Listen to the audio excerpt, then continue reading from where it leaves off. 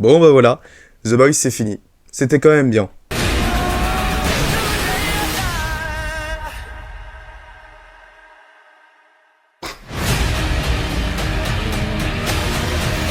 Bonjour à toutes et à tous, nous voilà pour, on va dire, notre habituelle vidéo quotidienne et dernière, cette fois-ci, sur la saison 5 de la série The Boys.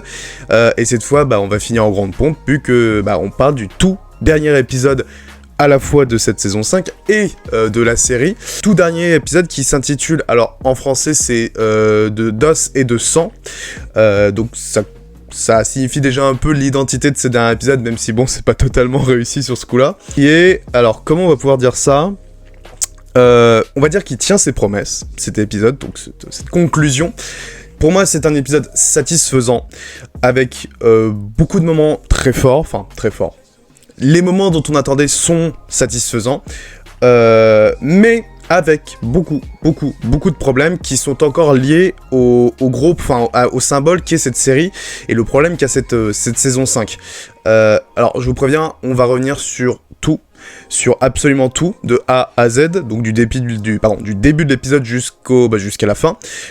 Vidéo longue, sûrement, parce qu'il y aura beaucoup de choses à dire. La plus longue vidéo que je ferai sur The Boys, parce que je vais aussi peut-être revenir sur la saison en intégralité. Avant de commencer, tout petit débriefing, comme d'habitude, on est encore dans la période de Cannes, on est fin du festival, mais je reviens très rapidement dessus, c'est pour ça que peut-être que les vidéos seront un peu plus longues. On revient sur les films qui ont fait Cannes, parce que voilà, j'ai pas fait beaucoup de vidéos non plus, mais je reviens un peu sur les films qui ont fait un petit peu parler. Premièrement, il y a le film de Rodrigo Sorogoyen, qui s'appelle L'être aimé, donc c'est un film avec Javier Bardem, qui a vraiment fait sensation, où beaucoup ont salué le travail de ce film et ce qu'il racontait. Il y a aussi le film par exemple Hope, un film qu'on attendait énormément, qui est un espèce de film d'action, de science-fiction, ça mélange plusieurs genres, du réalisateur coréen, donc Na Hong-jin, et c'était un film qu'on attendait énormément. Je trouve que là aussi ça a eu d'excellents retours. Donc bon, là c'est vraiment, je parle des principaux films, mais voilà, j'ai l'impression que cette année Cannes, c'est un peu comme l'année dernière, c'est assez mitigé. Il n'y a pas non plus des immenses films qui viennent d'être sortis, donc c'est un petit peu mitigé. D'autant qu'hier j'ai pu voir le film, je pense pas en faire une critique, c'est un petit peu tard, le film La Vénus électrique, donc de Pierre Salvadori, je crois. Donc je voulais le voir, qui était vraiment très très bien, qui était très cool. C'est un film assez fantaisiste, qui va mélanger plusieurs genres. C'est une comédie romantique, c'est un film d'époque, c'est aussi un film très mystique sur ces thématiques et ces personnages. Film qui se passe dans les années 30, en pleine année folle de Paris.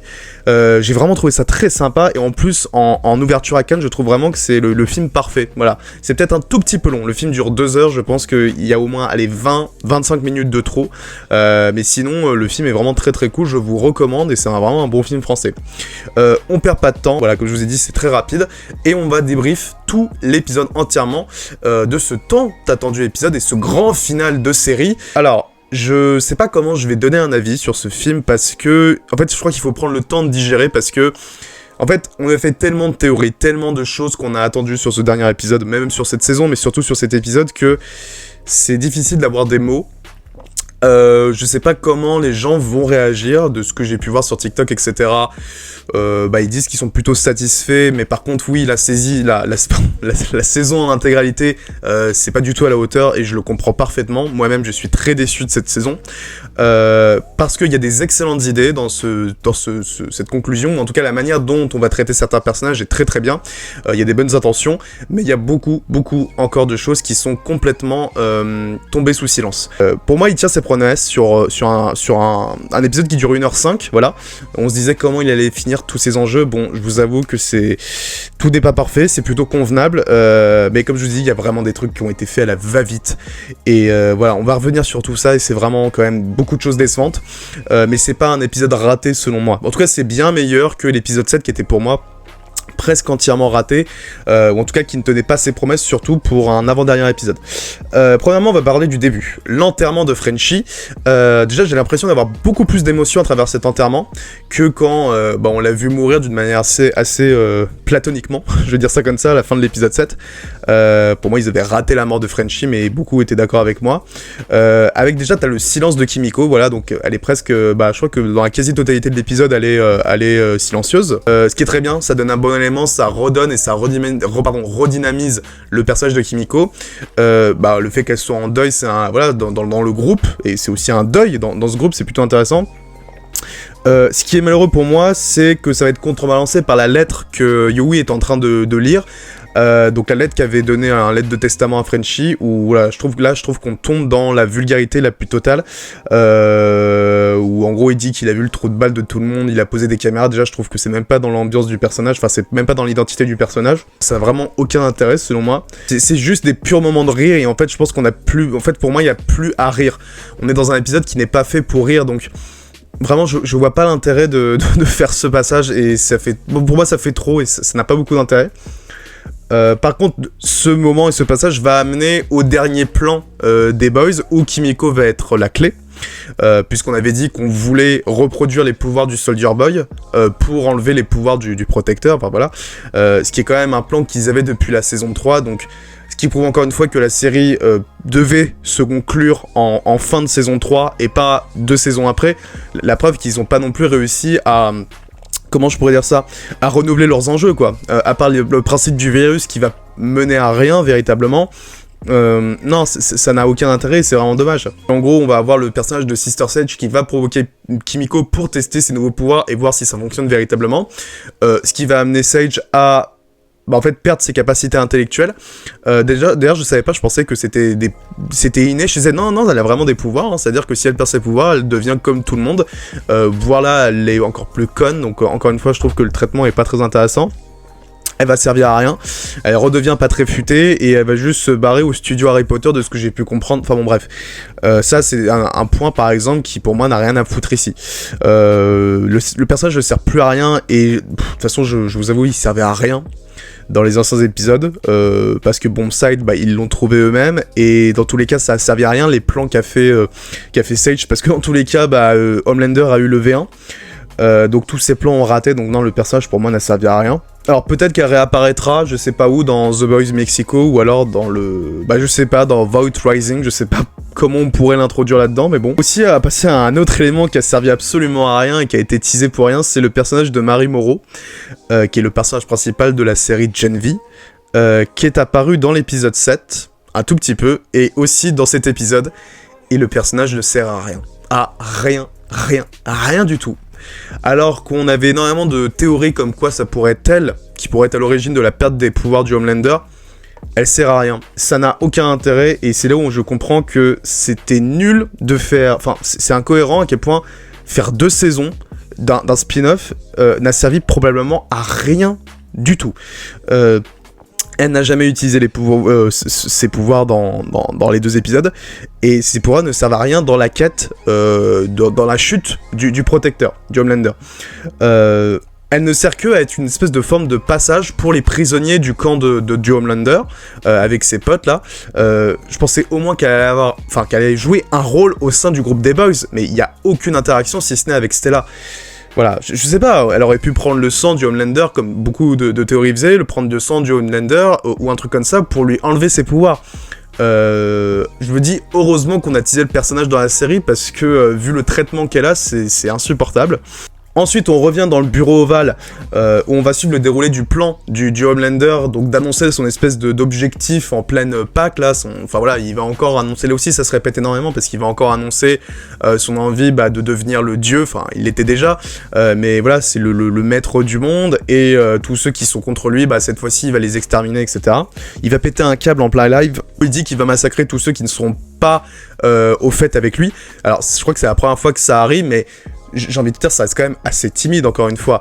Alors, avant l'épisode, il y a eu beaucoup de leaks qui ont circulé sur la fin de l'épisode, et il y aurait eu une probable scène, alors, je sais pas s'ils l'ont enlevée, ou je sais pas si elle avait été conçue, où le Homelander pétait un véritable câble, et il massacrait une dizaine de journalistes qui étaient en train de faire une conférence de presse dans le bureau ovale, et il y avait Ashley à côté. Et en gros, le Homelander, mégalomane comme il est, il aurait ressenti les battements de cœur au moment où il parle de son objectif. Et en fait il se serait pris d'une crise de folie parce qu'il est complètement malade, et il aurait massacré tous les journalistes. Ça aurait été une scène de violence et de trash comme rarement vu, qui aurait fait penser à la fameuse scène de rêverie qu'il a dans la saison 2 où il massacre une 60aine de personnes en pleine manifestation. On aurait été sur ce truc là. D'ailleurs, ils avaient dit que c'est là où le budget serait passé, parce que c'est pas une série qui a énormément de budget, et il y aurait eu quelque chose d'assez fou, une des victimes aurait été enceinte. Et du coup, on aurait eu une scène où une femme enceinte se fait tuer par Homelander, et de ce que j'ai pu comprendre, on aurait vu le nourrisson se faire sortir, enfin c'est un truc dégueulasse que je dis, mais ce serait le Homelander qui aurait fait ça. Si c'est une scène qui a été coupée, c'est très con. Après, je me dis, pour pas trop choquer, parce que là, ça devient la scène la plus dégueulasse du show. Ou alors, bah, ils ont pas voulu la faire, mais je sais pas d'où ça venait.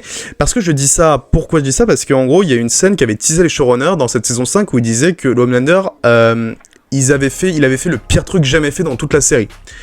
Ils avaient teasé sur ça. Résultat, je sais pas. Il s'est rien passé d'énorme sur le personnage de Homelander. Il a pas massacré plus de personnes qu'avant, il a toujours fait ses saloperies dans cette saison, mais il a pas fait quelque chose de plus dégueulasse. Et peut-être que avoir montré ça en fin d'épisode, ou en tout cas dans l'épisode 8, ça aurait marqué les esprits, ça aurait été crade, oui, ça aurait été dégueulasse, ça aurait même pu être obscène, mais si ça a été tourné, bah, qu'il le montre en version longue, parce que là c'est vraiment décevant, surtout que les gens, enfin les showrunners ont teasé quelque chose d'énorme et de jamais vu auparavant, et bah y a rien. Donc je sais pas, est-ce que c'est juste sorti d'une théorie de fans, ou est-ce que c'est vraiment un épisode où c'est vraiment quelque chose qu'ils ont tourné mais qu'ils n'ont pas voulu le mettre? Je sais pas, c'est vraiment dommage. Ensuite, donc on passe au fait que les boys décident enfin de passer à l'action et de mettre en exécution leur tout dernier plan. Alors, c'est celui de Kimiko pour enlever le pouvoir du Homelander, et encore, c'est pas véritablement un nouveau plan, parce que c'était le plan qu'ils avaient dans la saison 3 avec le Soldier Boy. C'est pour ça qu'ils voulaient choper le Soldier Boy dans la saison 3. Alors déjà, on a la mort de The Deep. Alors, j'ai pas grand chose à dire, parce que c'est tout ce qu'on pensait du personnage. Bon, c'est un loser comme d'habitude, il se fait tuer par ses propres poissons, mais à l'aide d'Annie, enfin, comment je peux dire ça? Oui, c'est elle qui va le propulser dans la mer. En gros, ça va créer une cohérence avec le début de la série, où Stella va rencontrer The Deep et lui il va lui proposer des avances sexuelles en début de saison 1, donc c'est normal que ça soit elle qui le propulse. D'ailleurs, il y a un moment où je crois Annie lui pète les couilles, enfin lui fout un coup de pied dans les couilles, donc c'est une petite référence. Donc il se fait tuer par ses propres poissons. Voilà, tout le monde s'y attendait. Alors moi j'avais eu l'idée qu'il se serait peut-être suicidé lié au fait que plus personne ne peut le blairer, mais je dirais que c'est plus logique en fait que ce soit comme ça, d'autant qu'il continue à charger en voulant être une espèce de croisée, enfin une espèce de croisée pour Homelander. J'ai pas compris, mais bref, il va encore très très loin, mais il va encore se faire envoyer chier par le Homelander. En vrai, c'est vraiment le pire personnage de série, ce mec. C'est une vraie loque humaine, d'ailleurs. Et il se fait tuer de la manière la plus symbolique possible, bien évidemment. De toute façon, on avait prévu à la fin de l'épisode 7, quand il disait si tu mets un pied dans l'eau, on te tue. Bon, bah, résultat, il est mort comme une merde. Et de toute façon, ce personnage ne méritait pas mieux, dans tous les cas. Autre chose, l'espèce de piège pour atteindre le Homelander, donc via le tunnel de la Maison Blanche, je trouve que c'est vraiment... Alors, si c'était vraiment le seul plan contre les boys pour le Homelander, c'est quand même pas très dangereux et pas ultra malin. C'est une espèce d'arme à feu qui tire. Je trouvais pas ça super pertinent quand tu sais qu'il y a... Dans ce groupe, il y en a au moins 3 qui ont des super pouvoirs, donc ils sont pas quasi immortels, mais ils peuvent contrer les balles. Je trouve ça un peu... je trouve pas ça cohérent, en fait. D'autant plus qu'on va avoir ensuite le personnage d'Ashley qui va les aider pour trouver le protecteur, donc là elle passe directement de l'autre côté. Là aussi, pas énormément de surprises, le personnage va être emprisonné, de ce que j'ai pu comprendre, elle va être arrêtée parce que c'était elle qui était un peu la représentante du Homelander, parce que c'était elle la présidente entre guillemets, même si c'était lui qui contrôlait tout, administrativement, donc oui, pas étonnant. Après, bon, je pense que voilà, elle va se faire arrêter parce que il y a quand même une certaine logique, dans le sens où une certaine justice, dans le sens où elle a quand même fait des saloperies, elle a été quand même aux ordres du Homelander. Au moins elle est pas morte, mais bon voilà, elle aurait dû faire comme Sage, elle aurait dû suivre Sister Sage, et elle a pu se barrer tranquillement. Ça c'est quand même assez fou. Pareil pour la mort de O'Faver. Alors je m'attendais pas à ce qu'il se fasse tuer par la crème. Je pensais qu'il allait se faire tuer par le protecteur, parce que je sais pas, le Homelander tellement parano qu'il est, il se serait dit que lui c'est je sais pas, il l'a trahi, etc., vu que tout le monde l'a presque trahi. Eh bien étonnamment non, parce que c'est donc MM qui le tue en lui foutant sa boule de geisha qu'il avait reçu en cadeau au début. C'est un espèce de fusil de Chekhov, quoi. On met en place ce truc pour qu'il se fasse buter ensuite. Alors ce qui lui fait exploser la tête, parce qu'il crie trop fort. Alors c'est drôle parce que ça rappelle, alors pour ceux qui savent, pour ceux qui bon, je pense que beaucoup le savent, mais ça rappelle beaucoup la mort de Black Bolt, qui était un super-héros qui apparaissait dans le film Doctor Strange in the Multiverse of Madness. Quand on est dans le multiverse là, il se fait tuer par Wanda et en fait Wanda par le pouvoir elle arrive à lui faire clouer la bouche, enfin en gros elle arrive à lui enlever la bouche et du coup quand il crie bah ça lui fait exploser la cervelle, qui était quand même une scène assez gore pour du Marvel. Bon là il y a même plus de subtilité, hein, toute la tête explose. Il y a un parallèle assez étonnant que tu peux faire entre les deux œuvres. C'est une mort un peu merdique je vous avoue, mais bon c'est cohérent avec la stupidité du personnage dans ces trucs les plus extravagants. Bon, on parle de la mort des super, donc des derniers sets, des petits personnages comme ça, mais on va peut-être passer au lourd là, parce que il faut quand même parler du combat entre Butcher et le Homelander qui était teasé depuis l'épisode 4 et qu'on attend depuis la fin de la saison 3. Donc ce fameux combat qu'on attend au bureau ovale. Comme dans les comics, hein, bien évidemment. D'ailleurs, l'épisode va être construit un peu comme la fin du comics. Alors, je préviens, donc, une vidéo entièrement spoiler. De toute façon, je le précise à chaque fois. Ça va être aussi des énormes spoilers sur le comics. Je pense que je vais spoiler 2-3 petits trucs sur le comics. Sur en fait comment on va détruire le Homelander et comment va se passer la fin des Boys.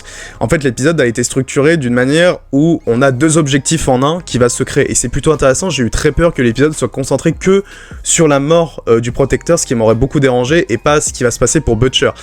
Heureusement, je trouve que ça a été bien traité, parce que là aussi, j'avais vu des théories comme quoi Butcher survivait. Bon, comme je vous ai dit, voilà, Butcher meurt.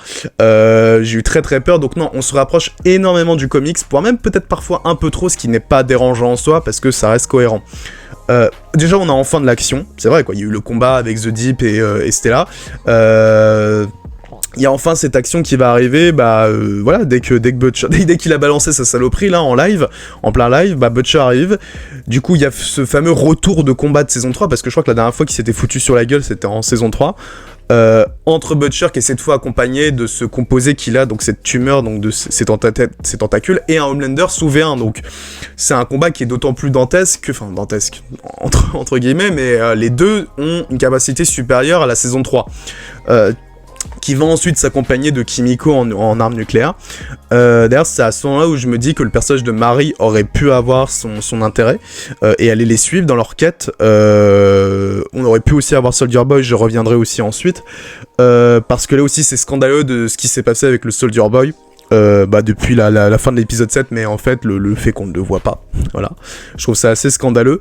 Donc le personnage de Ryan qui revient aussi, alors on le voit au début, il a une toute petite discussion avec son père, où en gros on lui envoie chier son père en disant voilà t'es une merde, etc.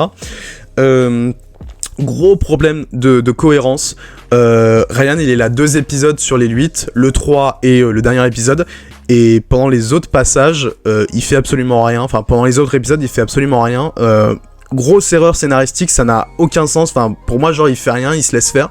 Et bien évidemment ça allait jouer sur une confrontation en trio comme d'habitude avec The Boys, et le truc c'est que Vrenchi va apparaître pour pousser Kimiko à enfin établir sa poussée de ses pouvoirs, de ses nouveaux pouvoirs. Au moins on a de l'action, on a un peu du gore, ça reste très basique, hein, ça a jamais été grandiose The Boys pour ses combats, hein, mais au moins ça bouge, hein. Ceux qui trouvaient qu'on se faisait chier là au moins, heureusement d'ailleurs pour un épisode final. Et cette fois le plan qui n'avait pas fonctionné en mi-saison 3, parce que c'était avec l'épisode des orgasmes où ils étaient à 2 doigts de choper le Homelander, ils étaient à 2 doigts de lui enlever ses pouvoirs, ça n'avait pas réussi, sauf que cette fois-ci ils sont mieux équipés, et enfin ça a marché. Ce qui est un peu con, c'est de voir que la manière dont le Homelander va mourir est la même qu'en saison 3 en fait, dans un certain sens, parce que on se demande encore à quoi a servi les saisons 4 et 5, parce qu'en fait on savait déjà comment il allait mourir ou comment il allait perdre ses pouvoirs. Du coup il est assez fou par contre ce passage, je vous avoue, parce qu'on se pose la question, est-ce qu'il a pas gardé ses pouvoirs, est-ce que le pouvoir de Kimiko a fonctionné véritablement? Peut-être qu'ils n'ont pas eu effet, lié au fait qu'il a le V1, le Homelander. Il te laisse un léger doute. Et enfin, et alors là c'est vrai que ce passage est quand même assez fou, où le Homelander tombe, la chute du protecteur, il n'a plus ses pouvoirs, à travers il y a 2 choses, à travers le fait qu'il n'arrive plus à voler, ou alors il le fait d'une manière assez ridicule, et il a plus ses lasers. Et ce qui est drôle, c'est à ce moment-là, tu vois le visage, ou en tout cas la réaction d'Anthony Starr, qui est absolument exceptionnel d'ailleurs dans cet épisode, il est bluffant.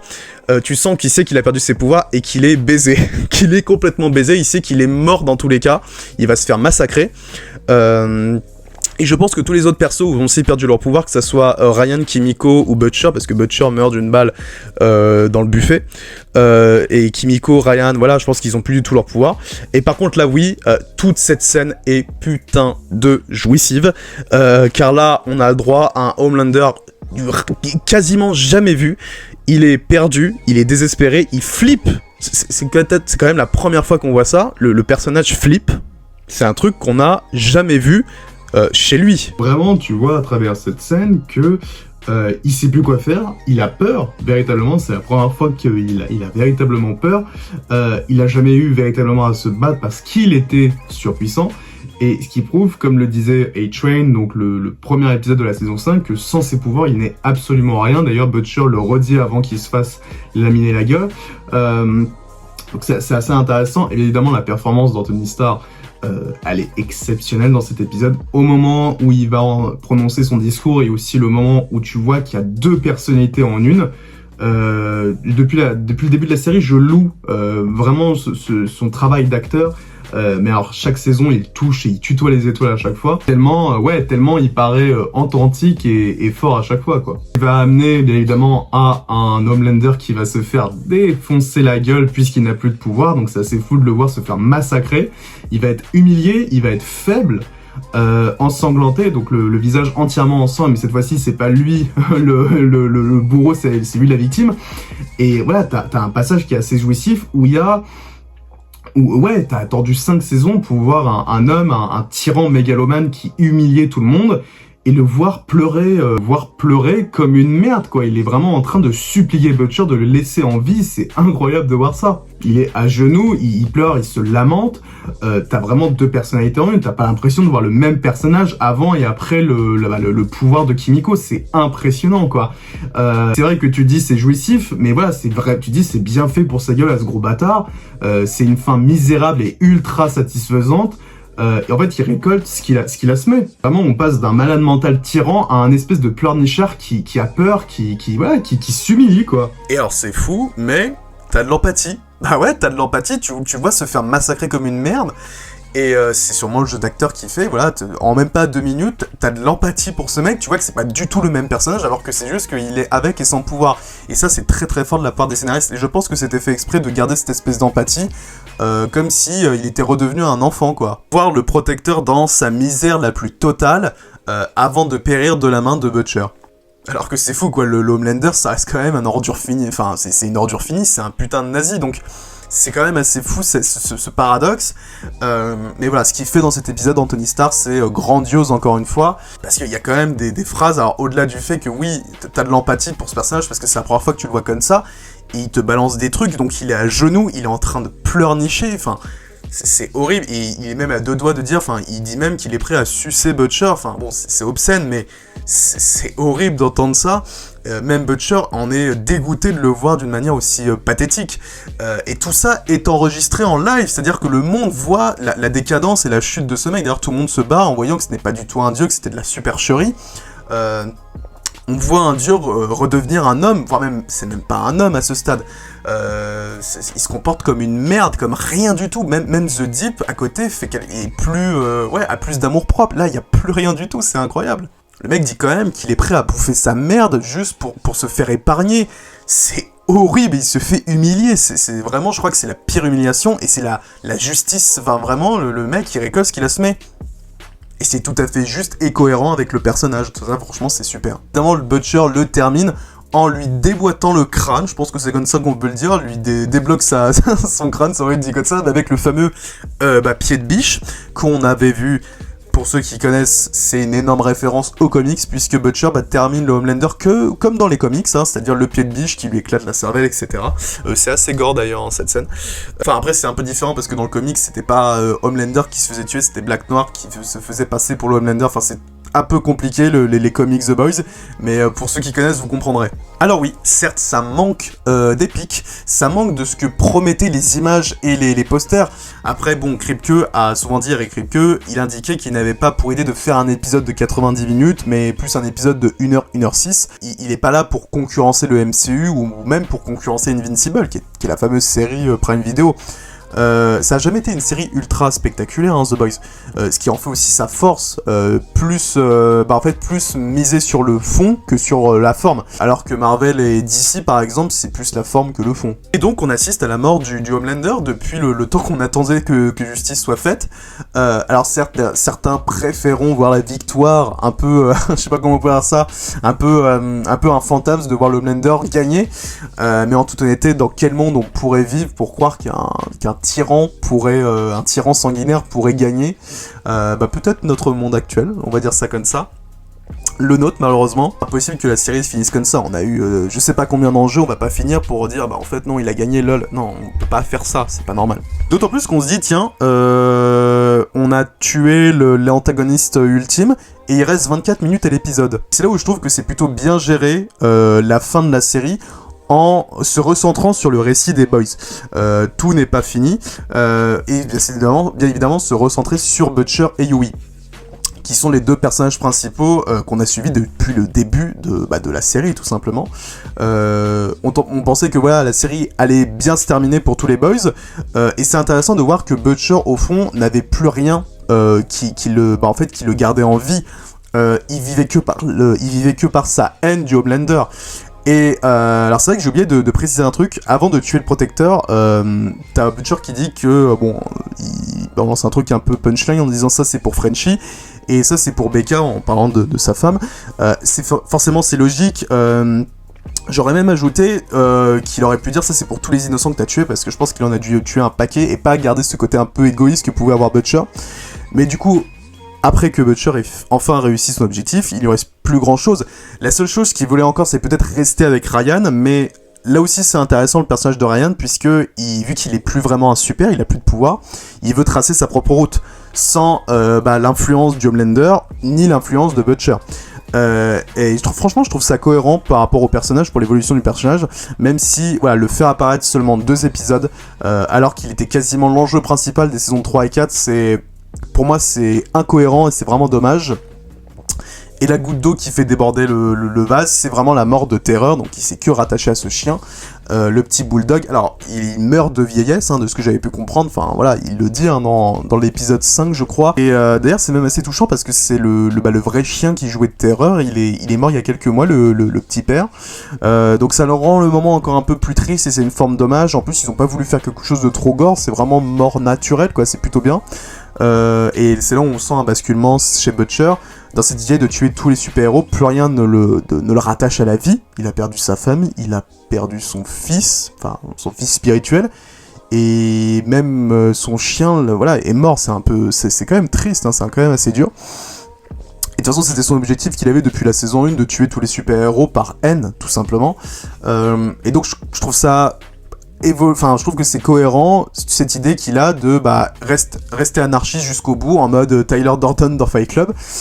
On la sentait, sa descente aux enfers, même si, il y avait toujours cette espèce d'ambiguïté en se disant, non, il peut quand même revenir vers le bon côté quand il discute avec Hughie. Ça s'était un peu calmé, mais en fait, dans tous les cas, le personnage allait, malheureusement, dans un côté très sombre, mais il y avait toujours le penchant des Boys qui lui permettait de garder une forme d'espoir. Après ça va amener Butcher à la tour des Seven, et là aussi je vous avoue il y a quand même un truc un peu bizarre. Alors oui, Vought n'existe presque plus, mais c'est pas une raison pour qu'il n'y ait absolument aucune sécurité dans la tour. Alors oui, il tue 2-3 gardes, mais quand tu sais qu'un gars comme Butcher ça peut foutre des bombes, surtout dans la tour de Vought, je trouve ça vraiment pas très cohérent, mais bon, on n'est plus à une incohérence près avec The Boys, et ça mène à cette confrontation finale qui est un peu artificielle entre Hughie et Butcher, parce que il pourrait ramener tous les Boys, ça change pas grand chose, mais il voulait finir avec Butcher, enfin bon bref.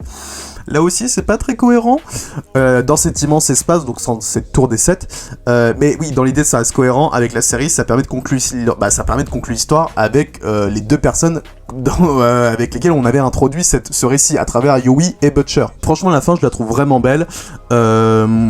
Butcher qui va revoir en hallucination son petit frère à travers le personnage de Hughie, donc son petit frère Lenny, ce qui montre qu'il lui reste encore une part d'humanité. Butcher, oui, c'est un homme, c'est un antagoniste, c'est un anti-héros, si on peut dire ça comme ça, mais dans l'idée, oui, il restait encore un peu d'humanité parce que, oui, il s'était presque transformé en monstre en fin de saison 4. Il n'est pas devenu totalement le monstre qu'imaginait peut-être Joe Kessler quand il avait pris possession de son état d'esprit. Et Butcher meurt d'une balle tirée par Yui avant qu'il injecte l'espèce de virus dans toute la tour. Donc, bien évidemment, ça fait référence aux comics, même si dans le comics, c'est beaucoup plus brutal, parce que Butcher est une énorme merde dans les comics, c'est un tueur comme pas possible, c'est un monstre, pire que le Homeland, enfin pas pire, mais tout, enfin bon bref. Je spoil, hein. Butcher tue presque tous les boys en fin de comics, ce qu'il ne fait absolument pas dans dans la série. Vraiment, les passages entre les deux sont véritablement émouvants. Ça prouve que voilà, même s'ils n'étaient pas d'accord, même s'ils se sont engueulés, ils sont restés amis et alliés jusqu'au bout. D'ailleurs, Yui regrette de l'avoir tiré dessus, hein, c'est assez beau. Et ça change énormément des comics, comme je vous dis, puisque Butcher est un vrai monstre du début jusqu'à la fin dans les comics. Là, ils ont réussi à le nuancer, ce qui est très bien, et ça en fait un personnage beaucoup plus marquant et inoubliable. C'est vraiment un super personnage, Butcher. Et là où la mort de Frenchie pour moi était ratée, celle de Butcher fonctionne extrêmement bien. Ça reste simple, voilà, tu pleures pas non plus à chaudes larmes, mais je trouve que c'est vraiment fort et émouvant de finir par cette dernière confrontation qui n'en est pas véritablement une balle et c'est fini, mais je trouve que ça colle parfaitement à l'esprit de la série, et le fait que tout se termine dans la tour des 7, là où tout a commencé, et c'est bien évidemment le lieu qui donne une espèce de cohérence globale, puisque Yui et comment je peux dire ça, Butcher détester ce lieu qui symbolisait toute la décadence super-héroïque. Je trouve que c'est plutôt pas mal de finir dans ce lieu. Et ensuite, on a les adieux des boys. Ryan et MM qui partent ensemble. Bon, bien évidemment, ils se connaissaient déjà un petit peu. Kimiko qui va partir à Marseille en hommage à Frenchie. Elle va même adopter le chien que voulait Frenchie. Puis, il y a Yui et Stella qui vont reprendre leur vie, comme d'habitude. Alors oui, on est plus sur une happy ending qu'une fin douce amère comme promettaient les showrunners, malheureusement. Mais honnêtement, vu dans quel état étaient un peu les personnages, je me dis bon, qu'on les laisse un peu respirer, c'est pas si grave que ça. Et puis on découvre que Stella est enceinte, avec une scène un peu à la Spider-Man, dans le sens où en gros, elle écoute avec Yui la radio pour entendre les crimes en cours, un peu comme ce que faisait Spider-Man avec la radio, etc. Ce qui montre que on n'est plus véritablement dans l'univers de The Boys, ou en tout cas il n'y a plus cette décadence super-héroïque, et on est quelque chose de plus lambda, de plus marvelien, ce qui montre aussi dans un certain sens le fait que cette série s'est un peu marvelisée, et c'est aussi pour ça que la série a un peu perdu de son identité. Mais c'est intéressant de voir qu'il y a eu ce passage entre un monde qui était chaotique et ce début de renaissance et de nouvel espoir, on va dire ça comme ça. Heureusement pour moi, cet épisode, même s'il est pas parfait, remonte un peu le niveau, parce que voilà, on était quand même pas très loin d'une saison ratée, si au moins, voilà, fallait surtout pas rater le dernier épisode. Voilà, après il y a quand même plein d'éléments sans réponse, et c'est ce qui fait pour moi que la conclusion elle est pas totalement réussie. Premier truc qui a choqué énormément de monde, c'est Soldier Boy. Alors là, le Soldier Boy, quand j'ai appris qu'il n'était pas dans le dernier épisode, j'ai été choqué, j'ai dit mais ils se foutent de notre gueule quoi. Comment je peux dire ça ? Ils sont pas sérieux les mecs, c'est-à-dire que vous le ramenez dans la série, pour même pas que l'on conclure son arc en fin de saison, je trouve ça un peu abominable.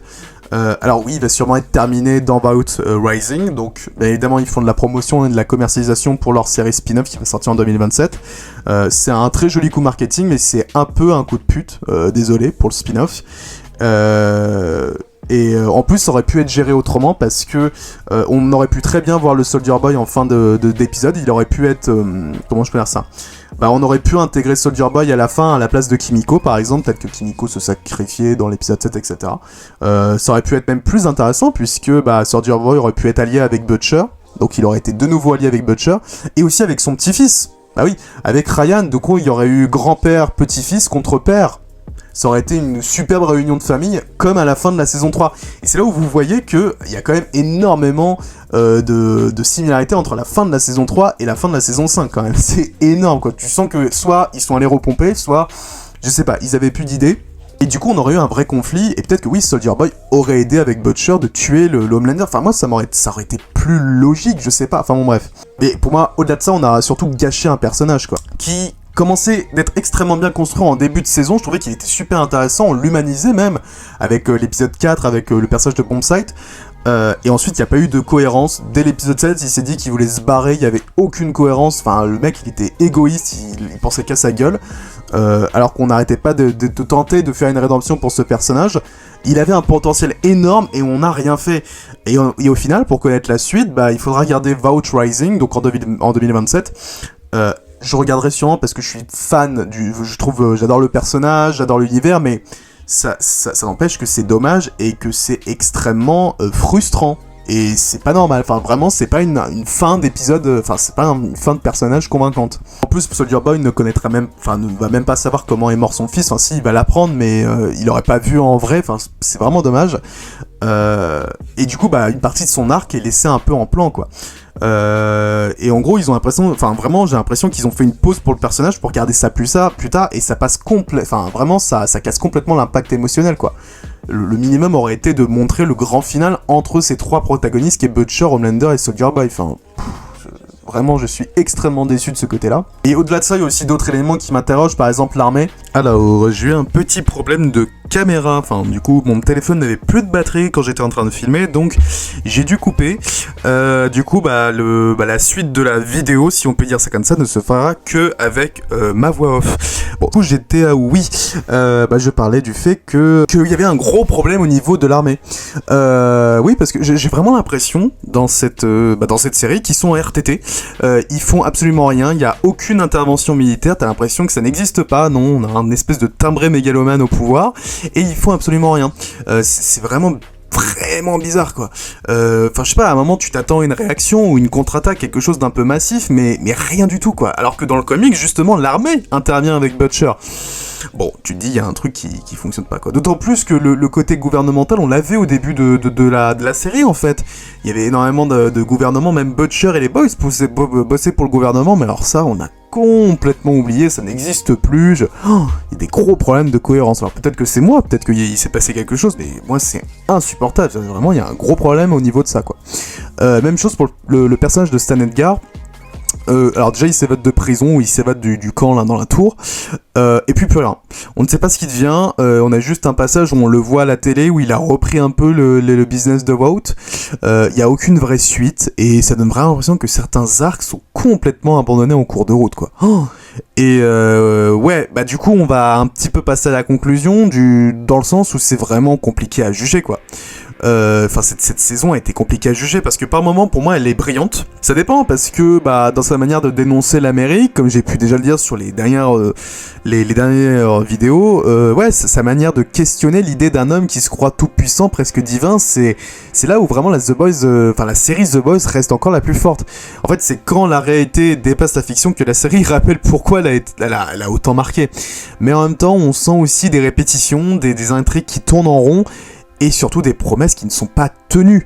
Ce qui rend cette saison 5 un peu décevante dans l'ensemble, même si elle n'est pas complètement ratée, mais beaucoup de choses qui étaient prévues par le teaser, par les images promotionnelles. La tour Vought, elle n'est pas tombée.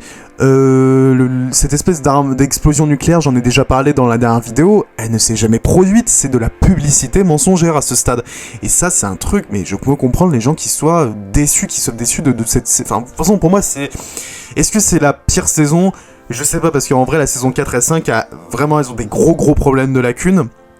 Ce sont pas des saisons de merde non plus, mais vraiment, ce n'est pas à la hauteur des 3 premières saisons. Il y a du bon, clairement, mais elle n'a pas réussi à aller au bout de ce qu'elle a annoncé.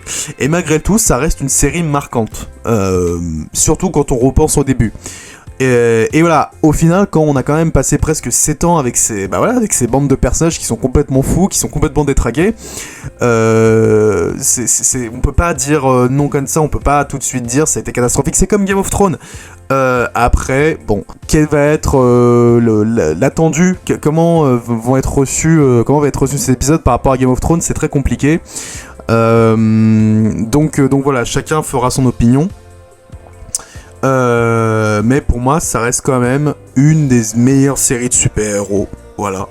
Je mettrai Daredevil, je mettrai la série Netflix Daredevil et celle-ci, je pense. Alors certains diront Invincible. Je ne suis pas super fan de Invincible. J'ai vu 2 saisons, j'ai plutôt bien aimé, mais je sais pas. Il faudrait que je continue malheureusement. Je sais que tout le monde a adoré la saison 4 qui vient de passer. D'ailleurs, il y a eu une grosse concurrence puisque c'était 2 séries Prime Video. Donc voilà, bah voilà tout ce que j'avais à dire sur cet épisode 8. Bah écoutez, moi je suis quand même content d'avoir découvert cette série, ça a été un kiff énorme, j'ai suivi cette série depuis le début, donc voilà, je suis quand même content, ça va, j'ai pas non plus pleuré, c'est pas une série émouvante, mais voilà, ça va, ouais, ça... Je m'en souviens de quand je l'avais découvert, de quel passage, à quel moment, etc. J'avais beaucoup aimé. Ça rappelle des souvenirs, bien évidemment, quand on découvre des séries, quand on la suit. Ah, ça me... Bon, après, The Boys n'est pas totalement terminé, hein. Comme d'habitude, The Boys, c'est marvelisé, quoi. Il y aura la série About Rising, il y aura une série The Boys Mexico. Mais voilà, ça... Dire adieu à ces personnages, ouais, ça me fait tout drôle. Voilà, c'est les fins de série, voilà, même si on les aime pas, etc. Donc, bah, dites-moi en commentaire ce que vous en avez pensé. Est-ce que vous êtes satisfait par ce final? Est-ce que vous êtes déçu par ce final? Je pense que je vais avoir tout type de personnes. Beaucoup vont être déçus, beaucoup vont être satisfaits. Et aussi votre avis sur cette dernière saison. Alors par contre là je pense que une bonne quasi-totalité seront déçus. Je peux comprendre, beaucoup de choses n'ont pas été tenues.